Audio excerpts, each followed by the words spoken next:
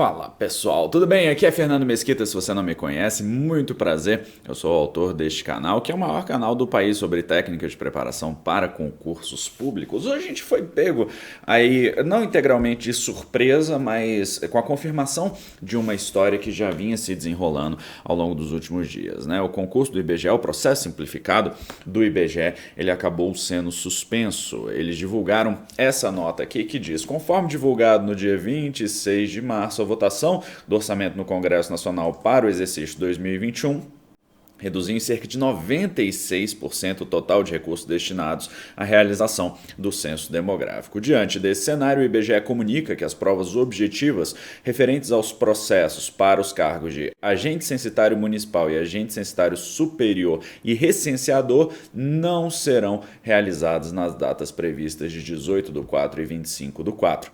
O IBGE informa ainda que avaliará com o Sebrasp um novo planejamento para a aplicação das provas, a depender de um posicionamento do Ministério da Economia. Então, o que aconteceu na prática? O IBGE teve o seu orçamento cortado e, por conta disso, essa prova ficaria inviabilizada. Eu achei a justificativa um pouco curiosa, porque mesmo que houvesse orçamento, ao longo da pandemia seria improvável a gente pensar em uma prova com mais de 200 mil vagas sendo realizada neste momento, tá? Eu falei repetidamente a respeito disso quando a gente teve aí a possibilidade de realização de provas de PF e PRF ainda em março de 2021.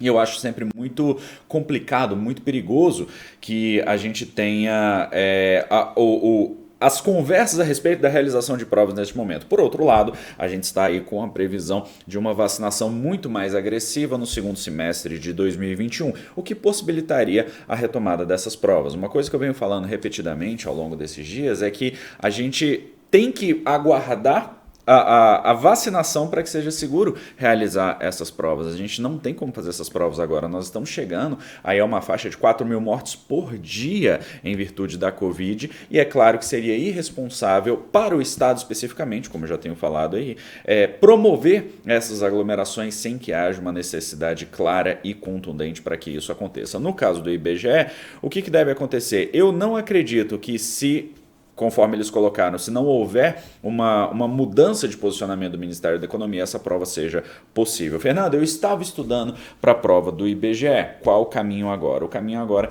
é você procurar talvez outras provas que te interessem, tá? Por quê? Porque essa prova do IBGE, ela é uma prova de baixa complexidade, tá? Eu converso com vocês sobre provas de baixa complexidade. Em geral, são aquelas provas com a remuneração na faixa de 1 a 4 mil reais, que vão cobrar aí em torno de 5 disciplinas, tá? O que está bem adequado aí ao que a gente espera para essa prova do IBGE. Sendo uma prova de baixa complexidade, você consegue, com um bom material, com boas técnicas, se preparar para esta prova com em torno de 100 a 300 horas de estudos. Estar bem preparado. Qual que é a vantagem? Fernando, eu não estou bem preparado, tenho uma base ruim, estava fazendo essa prova do IBGE para sair do perrengue. A grande questão para você agora é, se preparando para alguma outra prova, mesmo que ela seja uma prova de um nível um pouco mais alto, é importante que você cuide dessa parte da base. Se o seu português não está bom, prova nenhuma vai te ajudar. Se você não sabe escrever, se você não sabe contar, prova nenhuma vai te ajudar. Então é importante que você pegue outras provas e que você comece a desenvolver a sua capacidade. Existe um elemento que a gente precisa sempre considerar, que é a nossa dívida educacional. Muitas vezes você começa a se preparar para uma prova e você não vai conseguir, em um prazo mais exíguo, mais curto, tratar de todos os conteúdos que você precisa. Por quê? Porque tem muita coisa que você não aprendeu. Você não aprendeu quando você estava no ensino médio, você não aprendeu quando você estava no ensino fundamental. E essas coisas, esses conhecimentos que você precisaria ter e que você não tem, eles precisam ser supridos quando a gente pensa em termos de concurso. Então você vai suprir isso trabalhando com os conteúdos do concurso, usando boas técnicas, criando seu material de revisão e resolvendo muitas questões. Para quê? Para você poder se direcionar para aquilo que se espera da prova. Eu acredito em retomada dessa prova num curto espaço de tempo.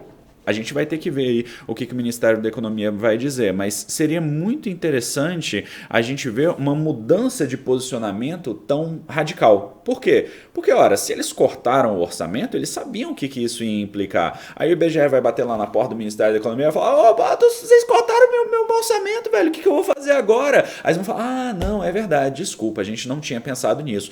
Então, pode acontecer? Pode. Hoje em dia a gente tem visto aí que no governo tudo pode acontecer. Mas, ao mesmo tempo, seria muito estranho se acontecesse uma mudança tão repentina, uma nova mudança tão repentina de posicionamento. E por isso que eu digo, para quem está interessado no IBGE, procurei outras provas. De uma certa forma, colateralmente, você já vai estar se preparando para a prova, para a própria prova do IBGE, e eu tenho certeza que no momento certo essas provas vão retomar, tá?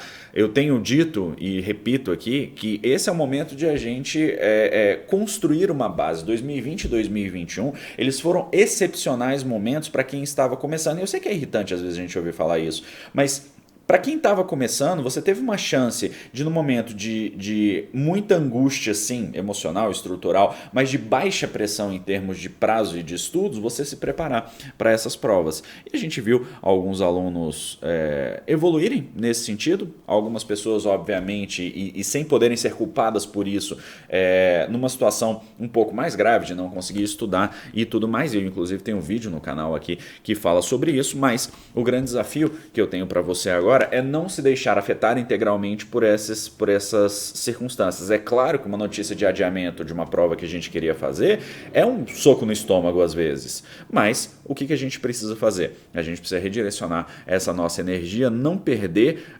a capacidade que você construiu ao longo dos últimos tempos, porque essencialmente quando você estuda para concurso, a gente está falando de hábito, a gente está falando de conteúdo, a gente está falando de aprendizado que a gente pode carregar para o desenrolar do nosso projeto. Tá bom? Eu espero que você esteja bem, eu espero que você esteja com saúde. Eu sou Fernando Mesquita. Se você ainda não se inscreveu aqui no canal, inscreva-se, porque eu trago para você o melhor da preparação para provas e concursos públicos neste país, e a gente se vê na nossa próxima oportunidade. Um grande abraço e até lá. Tchau.